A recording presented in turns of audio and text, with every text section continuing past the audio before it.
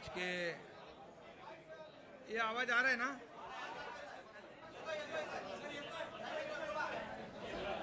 अरे गिरीश महाजन को गिरीश महाजन होते ना, गिरीश महाजन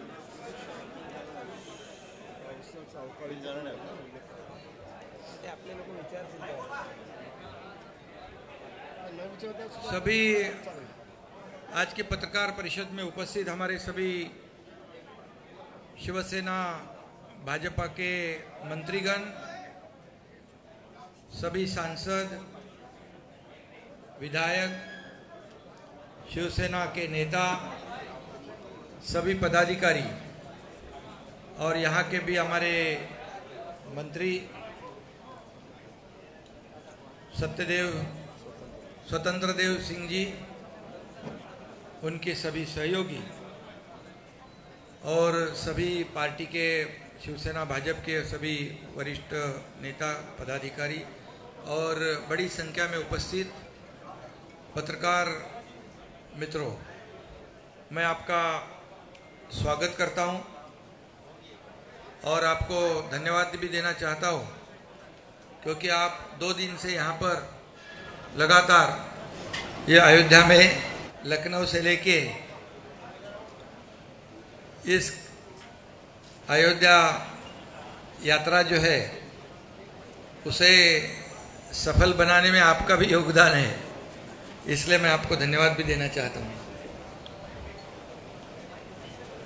अयोध्या और राम मंदिर ये हमारे आस्था का विषय है, हमारी भावना इससे जुड़ी हुई है और श्रद्धा और अस्मिता भी है, क्योंकि जब कल यहाँ हमारे हजारों की संख्या में 2-3 दिन से यहाँ पर लोग पहुँच रहे हैं और कल हम लोग लखनऊ में आए, वहाँ भी माहौल देखा कि हजारों की संख्या में यहाँ पर उपस्थित सभी राम भक्त है, हमारे कार्यकर्ता है। इतनी बड़ी भीड़ में इकट्ठे हुए थे स्वागत के लिए, आप सभी ने देखा है और इसलिए मैं उनको धन्यवाद देना चाहता हूँ। आज भी सवेरे सुबह जब रैली में भी यहाँ के स्थानिक हजारों की संख्या में राम भक्त कार्यकर्ता सभी मौजूद थे। एक अलग माहौल, एक केसरिया कहे, भगवा कहे, पूरा वातावरण जो है राममय हुआ था। इसके साक्षी हमारे साथ आप भी लोग हैं और इससे पहले भी हम लोग अयोध्या आए। अयोध्या बहुत ही हमारे लिए एक आत्मीयता का विषय है। यहाँ आने का जब सोचते हैं तो बहुत ही एक दिल में एक खुशी की लहर, एक समाधान और एक अलग ही कुछ महसूस होता है, क्योंकि वहाँ का वाइब्रेशन ही वैसा है। प्रभु रामचंद्र जी के चरणों से, पदस्पर्शों से ये पावन हुई भूमि है।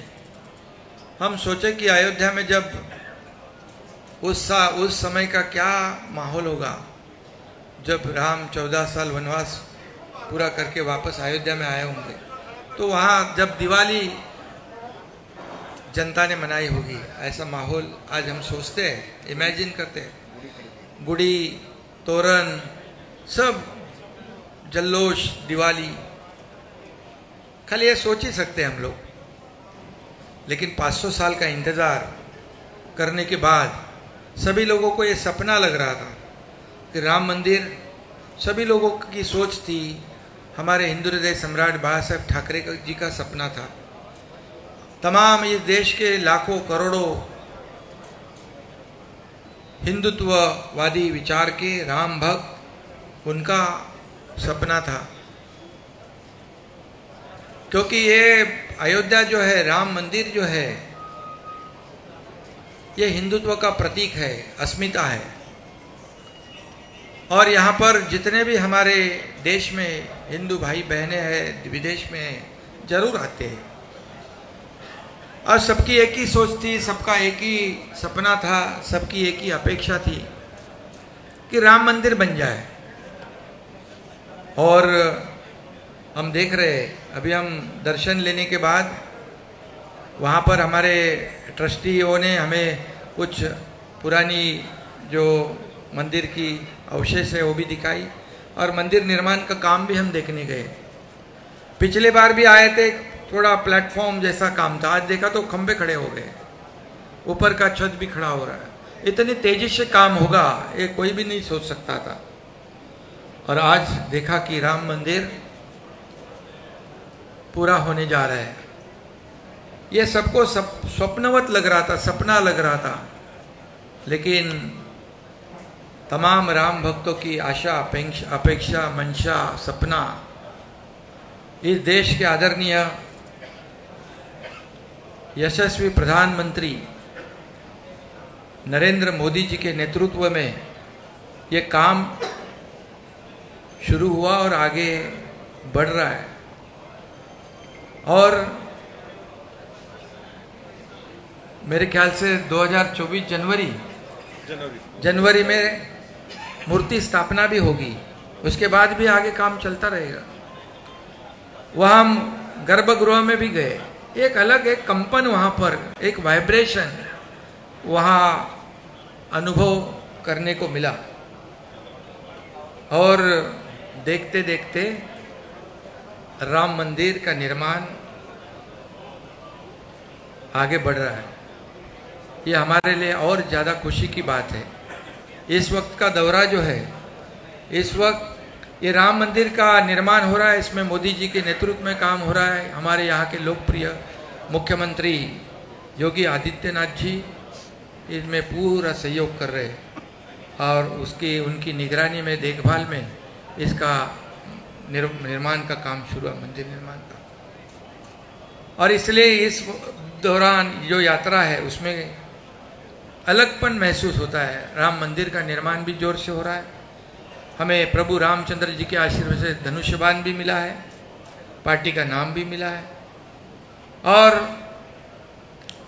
मुख्यमंत्री बनने के बाद पहली बार मैं पहले वक्त यहाँ पर प्रभु रामचंद्र जी का, रामलला का आशीर्वाद लेने पहुँचा। हमारे सभी सहयोगी, साथी, नेता, मंत्रीगण, विधायक, कार्यकर्ता, ये बहुत ही आज का दिन मेरे जीवन में सबसे बड़ा सौभाग्य का दिन है।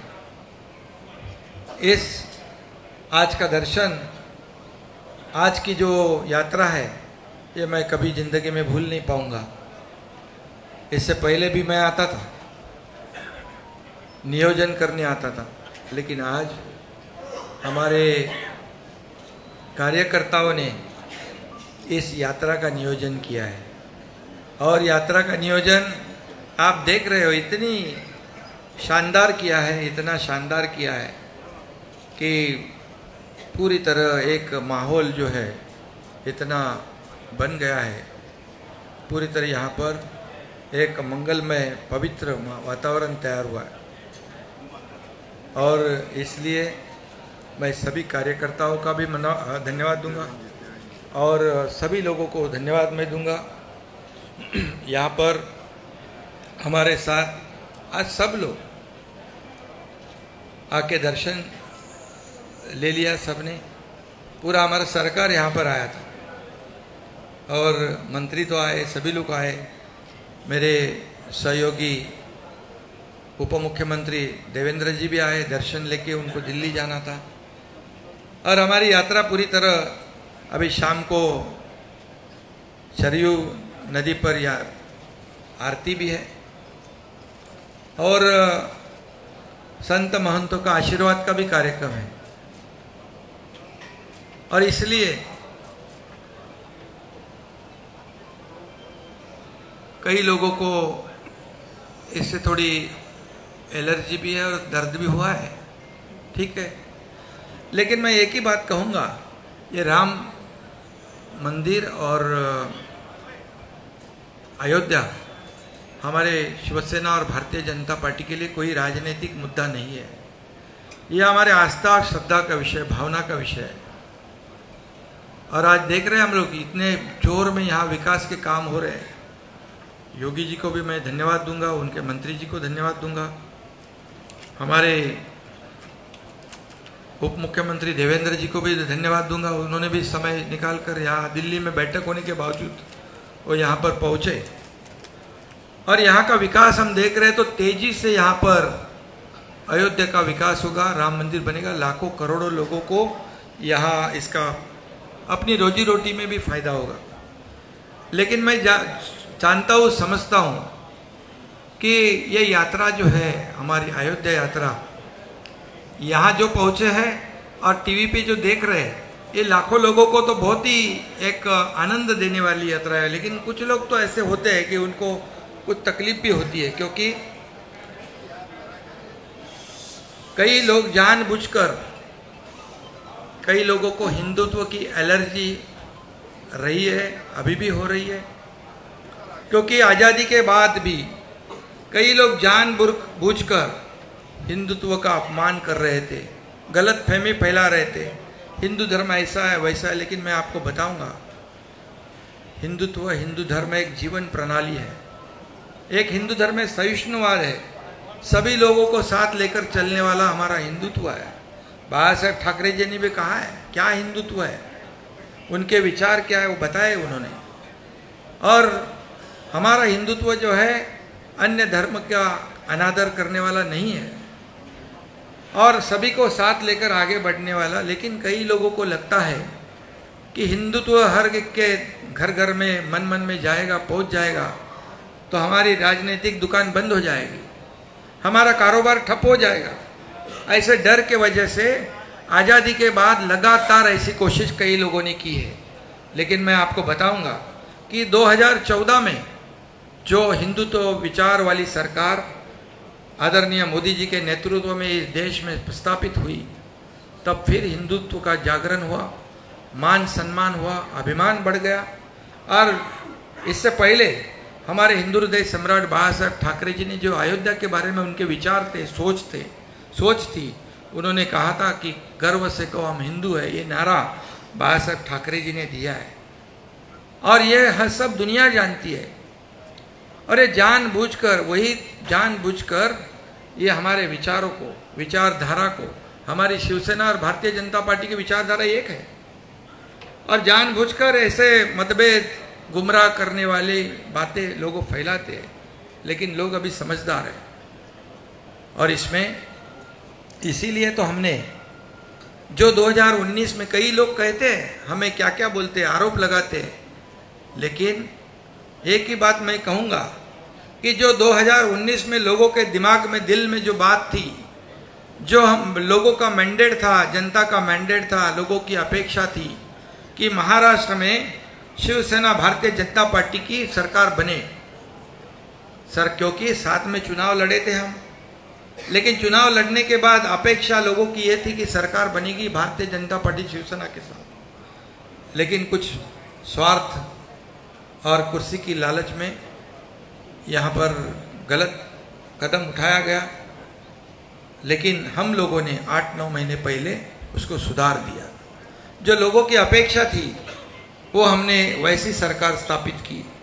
और इसीलिए तो आप जानते हो कि जहाँ जहाँ हम लोग जाते हैं लोगों का इतना बड़ा प्रतिसाद होता है, लोगों के चेहरे से दिख जाता है क्या है, उनके मन की बात जो थी, उनके दिल में जो था, वैसी सरकार हमने स्थापित की है। और हम खुलेआम यहाँ पर आज हमारी दोनों की विचारधारा को लेकर यहाँ पर अयोध्या में दर्शन के लिए आए हैं। और जो जानबूझ के जो कर रहे हैं उनको तो पहले तो कई लोग कहते थे कि पहले मंदिर फिर सरकार। आप सबको मालूम है, मंदिर पहले मंदिर फिर सरकार। लेकिन जिन्होंने राम मंदिर का विरोध किया, बाबा साहब ठाकरे जी ने जिनको दूर रखा था हमेशा, उनके साथ सरकार तो बना दी। मंदिर तो वो मंदिर के लिए कुछ नहीं कर पाया, लेकिन मंदिर के करने के लिए मोदी जी सक्षम है। और उन्होंने मंदिर का निर्माण शुरू कर दिया। बाला साहब ठाकरे जी का सपना पूरा करने का काम मोदी जी ने किया है। पहले यह भी कहते थे कि मंदिर वही बनाएंगे, तारीख नहीं बनाएंगे, वो तारीख नहीं बताएंगे। क्यों? किसके ऊपर आरोप था आप समझते हो। लेकिन मोदी जी ने मंदिर भी बना दिया और तारीख भी बता दिया, तो झूठा कौन साबित हुआ। और इसलिए मैं इतना ही कहूंगा कि हम यहाँ से प्रेरणा और ऊर्जा लेकर, जैसे प्रभु रामचंद्र जी ने, देखो उस वक्त का आपको भी पता है, पिताजी को दिया हुआ न दिया हुआ वचन, मतलब किसी ने कहा वनवास आपको भोगना है, तो बिना कुछ कहे सुने क्यों क्या नहीं गए 14 साल वनवास। और दूसरी तरफ क्या हुआ आपको मालूम है, मुझे बताने की जरूरत नहीं है। जो लोगों को जबान दी थी, जो बाला साहब ठाकरे जी का जो अपने पिताजी की जो उनके जो मंशा थी, अपेक्षा थी, सपना था, हाँ, उसके खिलाफ जाकर सत्ता की लालच में क्या किया आप जानते हो। इसलिए मैं ज्यादा कुछ कहूंगा नहीं और आरोप लगाते जाओ, उसका जवाब हम काम से देंगे। काम शुरू हो चुका है, आप जानते हो। आपको खास करके मैं या उत्तर भारत के आप सभी पत्रकार भाइयों को कहता हूं मैं कि पिछले 8-9 महीने में ऐसे निर्णय हम लोगों ने लिए हैं कि पिछले कई सालों में ऐसे निर्णय नहीं हुए थे। क्योंकि हमारी सरकार जनता की सरकार है, हमारी सरकार आम लोगों की है, हमारी सरकार किसानों की है, हमारी सरकार कामगारों की है, हमारी सरकार विद्यार्थी है, महिला है, सभी लोगों की सरकार है, गरीब जनता की सरकार है, रोज कमाता है रोज खाता है, उनकी सरकार है, सभी लोगों की सरकार है। और इसलिए हमारी सरकार जो काम कर रही है, आज मैं बताऊंगा कि कुछ लोग कहते थे कि यहाँ पर किसानों को नुकसान हो रहा है, बेमौसम बारिश हो रही है, नुकसान हो रहा है, और ये अयोध्या में चले गए। लेकिन आपको मैं बताऊंगा, मैं सुबह 7 बजे से मेरे चीफ सेक्रेटरी से लेके विभाग के सभी सेक्रेटरी, सभी कलेक्टर, जहाँ जहाँ नुकसान हुआ है उनसे लगातार संपर्क बनाए रखा। मैं कलेक्टर को खुद बोला है स्पॉट विजिट करो, जाओ वहाँ पर, किसानों को जहाँ जहाँ नुकसान हुआ है वहाँ तुरंत जाओ और पंचनामे करो, कितना किसका नुकसान हुआ है। यह है मेरा काम।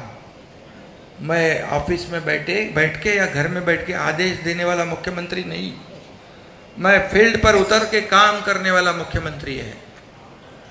आपके पत्रकार मुझे कल पूछ रहे थे, जब मैं ट्रेन में लोगों को विदा करने के लिए आया था, बोले एक मुख्यमंत्री ये अयोध्या में जाने वाले ट्रेन के कार्यकर्ताओं को विदा करने आया है।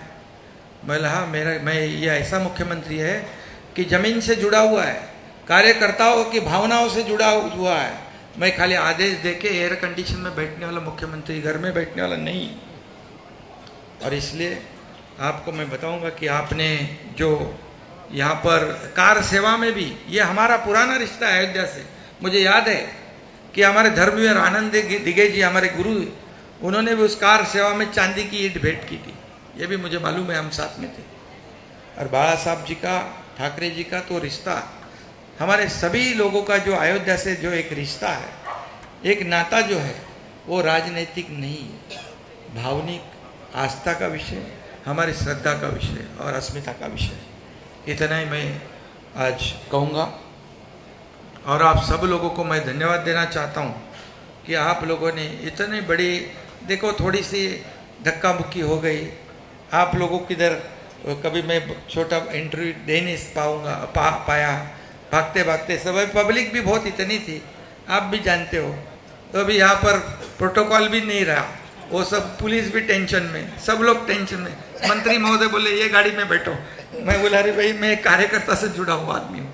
तो थोड़ा बहुत सभी लोगों को इनकन्वीनियंस हुआ होगा, किसी को थोड़ी बहुत तकलीफ हुई तो क्षमा चाहता हूँ, और सभी लोगों को मैं धन्यवाद देना चाहता हूँ। आणि मराठी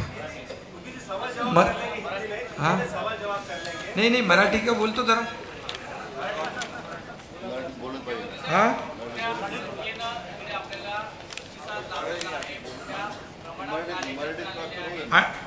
खरं म्हणजे मी सगळ्यांना मनापासून धन्यवाद देतो।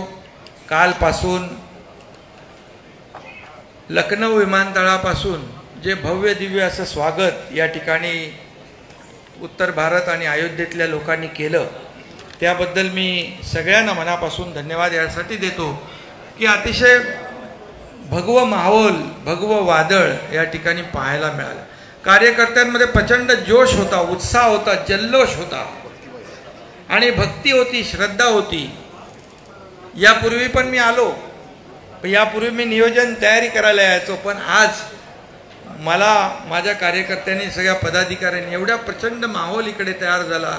लोक आले, अयोध्येतले लोक, लखनौमधले लोक, मंत्रीजी स्वतः, योगीजी माझ्याशी स्वतः बोलले, त्यांनी सगळं नियोजन केलं। या सगळ्यांना मी मनापासून धन्यवाद देतो। अयोध्या आणि राम मंदिर हे आमच्यासाठी राजनैतिक मुद्दा नाही, राजकीय मुद्दा नाही। हा बाळासाहेबांपासूनचा तमाम लाखो करोडो देशवासियांसाठी, राम भक्तांसाठी अस्मितेचा मुद्दा आहे, श्रद्धेचा मुद्दा आहे आणि हे राम मंदिर आणि अयोध्या हिंदुत्वाचं प्रतीक आहे। आणि म्हणून या ठिकाणी आम्ही यावेळेस आलोय। यावेळेचं वेगळेपण काय? यावेळेचं वेगळेपण म्हणजे आम्ही प्रभू रामचंद्राच्या आशीर्वादाने या ठिकाणी धनुष्यबाण मिळाला, नाव मिळालं, मुख्यमंत्री पद मिळाल्यानंतर पहिल्यांदा मी या ठिकाणी आलोय। त्याचा मला आनंद आहे आणि अभिमान देखील आहे आणि समाधान देखील आहे। सगळ्या हजारो राम भक्तांना मी मनापासून धन्यवाद देतो, त्यांनी उत्स्फूर्त स्वागत केलं। पत्रकारांना देखील मनापासून धन्यवाद देतो की आपणही मेहनत सगळी घेतली आणि राम मंदिर निर्माणचं जे काम इथे सुरू आहे ते पाहून तर म्हणजे कोणी विश्वास ठेवू शकत नाही की इतक्या वेगाने स्पीडने या मंदिराचं काम सुरू आहे। हजारो लाखो करोडो लोकांच्या मनात स्वप्न होतं, इच्छा होती या अयोध्येमध्ये भव्य दिव्य राम मंदिर झालं पाहिजे। बाळासाहेबांचं स्वप्न होतं, आमच्या हिंदू हृदय सम्राट बाळासाहेबांचं, की अयोध्येत राम मंदिर व्हावं, 370 कलम हटावं। मला ते म्हणायचे एक दिवस मला प्रधानमंत्री बनवा, इस देश का एक दिन प्रधानमंत्री बनाओ, मैं राम मंदिर बनाऊंगा और कश्मीर में 370 धारा हटाऊंगा। ये बालासाहेब ठाकरे जी ने कहा था, हे त्यांनी सांगितलं होतं आणि म्हणून या ठिकाणी आज ते स्वप्न पूर्ण होतंय आणि हे पूर्ण स्वप्न करण्याचं काम या देशाचे आदरणीय प्रधानमंत्री मोदी साहेब करतायत। काश्मीरमधलं मोदी साहेबांच्या नेतृत्वाखाली गृहमंत्री अमित शाह, डॅशिंग गृहमंत्री आहेत अमित शाह, त्यांनी वाटलं होतं तुम्हाला 370 कलम हटेल, हटवलं। आणि म्हणूनच आम्ही जे आमची विचारधारा आहे, विचारधारेबरोबर आम्ही सरकार स्थापन केलं आहे। या राम मंदिरामध्ये मोदीजींच्या नेतृत्वाखाली या राज्याचे मुख्यमंत्री योगी आदित्यनाथजी प्रचंड काम करतायत, मेहनत करतायत आणि म्हणून राम मंदिर पुढे जात आहे। आज आमचे सगळे लोक म्हणजे माझ्यासोबत सगळे मंत्री, खासदार, आमदार, नेते सगळे आले। या राज्याचे उपमुख्यमंत्री देवेंद्र फडणवीस साहेब आले, त्यांना बैठक होती दिल्लीत, पण तरीसुद्धा रामलल्लाचं दर्शन घेतलं त्यांनी आणि तात्काळ ते गेले। हे सगळं जे कशासाठी एक विचार, एक वैचारिक भावना आहे, श्रद्धा आहे आणि म्हणून आजची जी यात्रा आहे, राम मंदिराचं काम पाहिल्यानंतर समाधान वाटलं की आणि काही लोक जाणीवपूर्वक पोटदुखी होते, त्यांना त्रास होतो, पण आमचे विचार ते विचार आम्ही खुल्या विचारधारा पुढे नेणारे लोक आहोत। बाळासाहेबांची विचारधारा, हिंदुत्वाची भूमिका पुढे नेणारं सरकार आम्ही स्थापन केलंय आणि मग आम्ही खुल्याआम आलेलो आहे। इथे काही आम्हाला कोणाचा आड पडतात नाही। मगाशी म्हटल्याप्रमाणे तुम्हाला मी सांगतो परत एकदा, मंदिर वही बनाएंगे इन काय काय आहे ते, सरकार पहिले का मंदिर पहिले, त्याच्यामध्ये मी जात नाही। पण आजची जी अयोध्या यात्रा आहे ही माझ्यासाठी फार, माझ्या आयुष्यातला हा दिवस जो आहे हा सगळ्यात परमोच्च आनंदाचा क्षण आहे। हा मी कधी विसरू शकत नाही, कारण मुख्यमंत्री झाल्यानंतर पहिल्यांदा ही अयोध्या यात्रा आहे। धनुष्यबाण मिळाल्यानंतर आणि समोर येताना राम मंदिराचं काम सुरू आहे, उत्स्फूर्त असं प्रतिसाद या ठिकाणी मिळतोय आणि म्हणून मी आपल्या सगळ्यांना मनापासून धन्यवाद देईन। काही लोकांना मगाशी मी हिंदीत सांगितलं, पुन्हा मी सांगत नाही, हिंदुत्वाची ॲलर्जी आणि हिंदुत्वाला बदनाम करण्याचं काम काही लोक करतायत. आज सावरकरांचा अपमान करतायत, काही लोक मुद्दामून करतात. त्यांना सावरकरांचा अपमान करण्याबरोबर हिंदुत्वाची ॲलर्जी आहे. हिंदुत्व जर सगळ्यांच्या घराघरात पोचलं तर कायमस्वरूपी त्यांचं दुकान बंद होईल. आणि म्हणून ते बंद तर होणारच आहे, कारण 400वरून 40वर आले. ज्यांनी मोदींवर आरोप केले, मोदीजींवर ज्यांनी आरोप केले त्यांची परिस्थिती काय झाली माहीत आहे. आता या ठिकाणी लोकशाहीमध्ये आपल्या देशाची जाऊन बदनामी बाहेरच्या देशात काही लोक करतायत, मुद्दामून जाणीवपूर्वक. हा खऱ्या अर्थाने एक प्रकारचा देशद्रोह आहे. आपण आपल्या घरामध्ये काही भांडू शकतो, तंडू शकतो, पण आपल्या देशाची बदनामी बाहेर जाऊन करणं हे कुठली लोकशाही. आणि म्हणून याचा विचार पूर्ण जनता करते. मी पुन्हा एकदा सांगतो की या देशाची अर्थव्यवस्था एवढ्या उंचावर नेण्याचं काम कोणी केलं? या देशाची अर्थव्यवस्था 11 नंबरवरून 5व्या नंबरवर आणली. या देशाचा डंका जगभर वाजवण्याचं काम, या देशाचं नाव जगात रोशन करण्याचं काम कोणी केलं हेही आपण पाहतोय. आणि म्हणून जनता सुज्ञ आहे.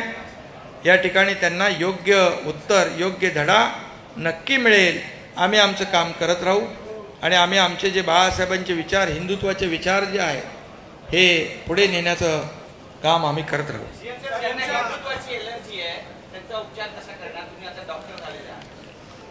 मी डॉक्टर ते डिग्रीचं सोडा, मी अगोदरच डॉक्टर होतो म्हणून तर मोठं ऑपरेशन केलं मी. आणि यांना काय ऑपरेशनची गरज नाही लागत, त्यांना छोट्या मोठ्या गोळ्या दिल्या तर बस.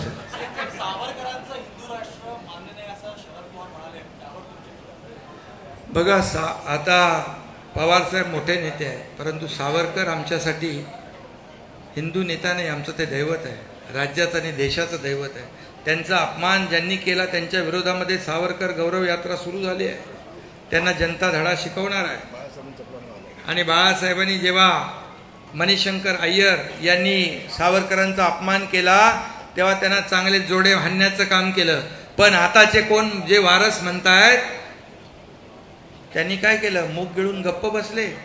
साधा अधिवेशनामध्ये सावरकरांचा अभिनंदनाचा प्रस्ताव देखील आणू शकले नाही. हे दुर्दैव आहे महाराष्ट्राचं. त्यांच्या मांडीला मांडी लावून बसतात, त्यांच्या गळ्यात गळा घालतायत, त्यांच्या यात्रेत जोडू यात्रे का तोडू यात्रेत जातायत. हे कुठलं हिंदुत्व आहे? आम्ही हे सहन करणार नाही. सहन करणार म्हणजे काय करणार? त्यांचा निषेध तरी करण्याची हिंमत आहे का? धाडस आहे का? दाखवा.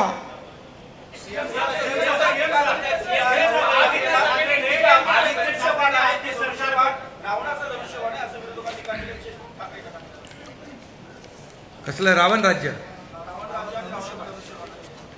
अरे जर हा रामाचा अपमान आहे म्हणजे प्रभू धनुष्यबाण कुणाचं आहे?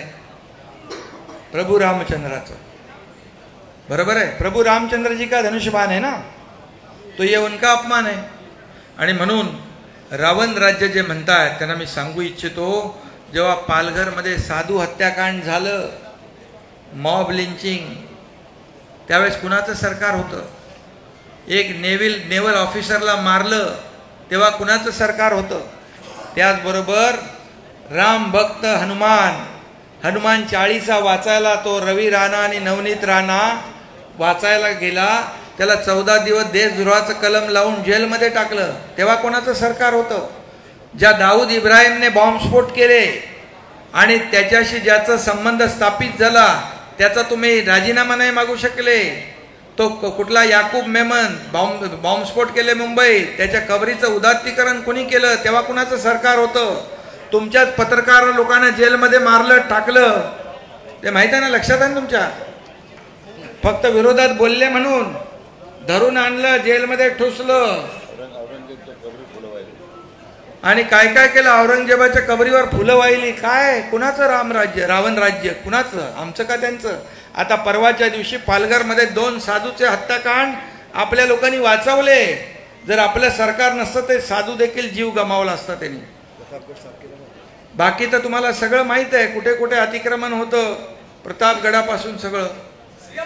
त्यामुळे रावणाचं राज्य जे होतं त्या पापाचा घडा भरला आणि म्हणून लोकांनी, जनतेने ते हटवलं.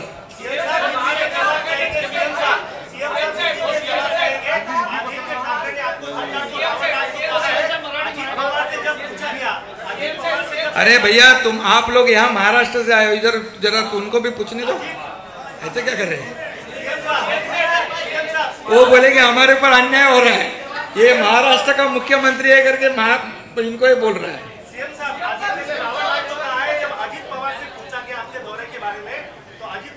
अरे भैया उसका जन्म जब नहीं हुआ था तब से मैं काम कर रहा हूँ, उसके बारे में क्या बोलूँ मैं?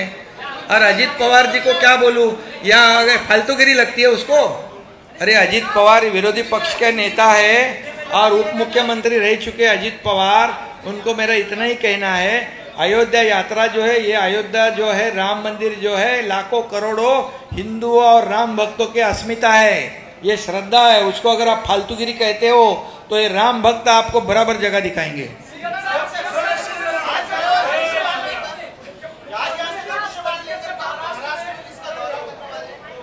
धनुष बाण प्रभु रामचंद्र जी के आशीर्वाद से मिला है, बाबा साहेब ठाकरे जी के आशीर्वाद से मिला है, तमाम जनता के आशीर्वाद से मिला है। हम महाराष्ट्र में समर्पित भाव से हमारे आखिरी सांस तक ये हम महाराष्ट्र की जनता की सेवा करेंगे। एक जन पूछो।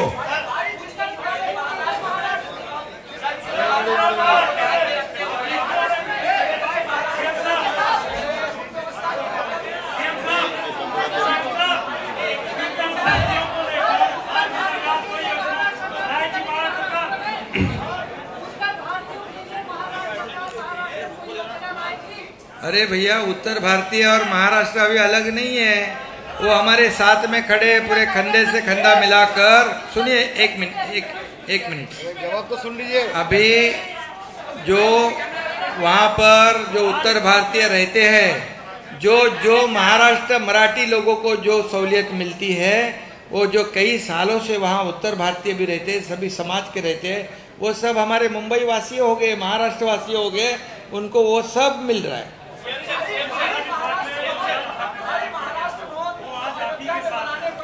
महाराष्ट्र भवन के लिए जगह देने की बात हमने विनंती की है इस राज्य के मुख्यमंत्री योगी आदित्यनाथ जी को, और उन्होंने सकारात्मक भूमिका ली हुई है और यहाँ जरूर महाराष्ट्र भवन बड़ा बन जाएगा। और ये भी कहूंगा कि हिंदू हृदय सम्राट बाबा साहेब ठाकरे महाराष्ट्र भवन ऐसा बन जाएगा।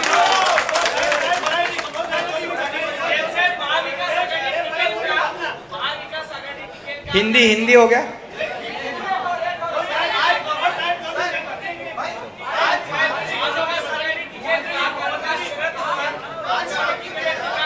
हाँ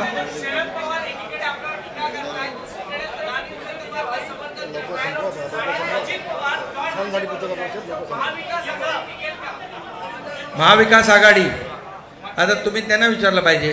आता तुम्ही दिसतंय त्यांच्यामध्ये कोण इकडे बोलतोय, कोण तिकडे बोलतोय, कोण तीन तिकडा काम बिघाडा, कोण डोळा मारतोय।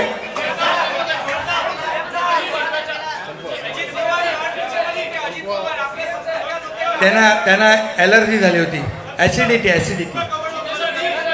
हाँ हिंदी हाँ बस।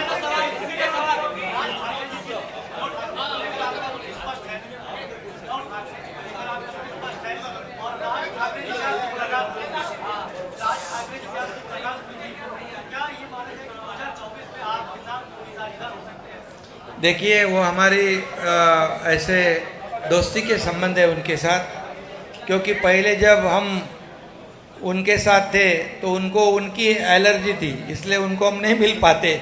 अभी हमारे को कोई रोक टोक नहीं, तो वो अच्छे इंसान है, अच्छा काम कर रहे, और निश्चित रूप से नहीं राजनीति कोई मुद्दे पे चर्चा नहीं हुई, लेकिन हमारा भाईचारा है, मिलते रहते हैं।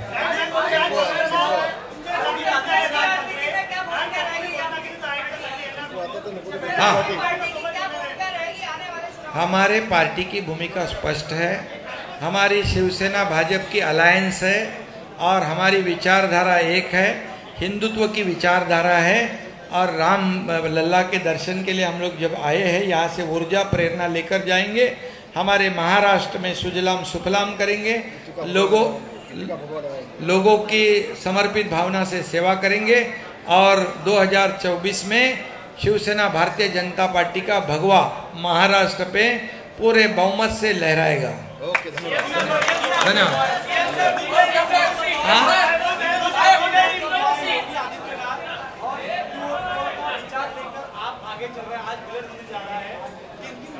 नहीं, आज देखिए हमारे उन्होंने स्नेह भोजन पे बुलाया है। आज मैं देख रहा हूँ, खुशी है मुझे कि पहले का उत्तर प्रदेश और अभी का उत्तर प्रदेश जमीन आसमान का फर्क था। मेरे साथ मंत्री जी कल गाड़ी में थे। कितने बड़े रास्ते हो गए, कितनी बड़ी रोशनाई हो रही है, इंडस्ट्री यहाँ पर आ रही है, डेवलपमेंट हो रही है, गुंडागर्दी खत्म कर दी है। क्या उनको बोलते हैं? बुलडोजर बाबा, उनको डरते हैं गुंडे लोग। अभी गुंडागर्दी खत्म, कानून व्यवस्था बढ़िया है, माता बहनें बिंदास घूम सकती है, आम नागरिक बिल्कुल डरता नहीं। और जिनका डर जो है, उनका खौफ जो है, उनका खौफ और उनका डर गुंडागर्दी वालों को है। आम आदमी यहाँ पर आज बहुत ही सुखी है, विकास हो रहा है। धन्यवाद।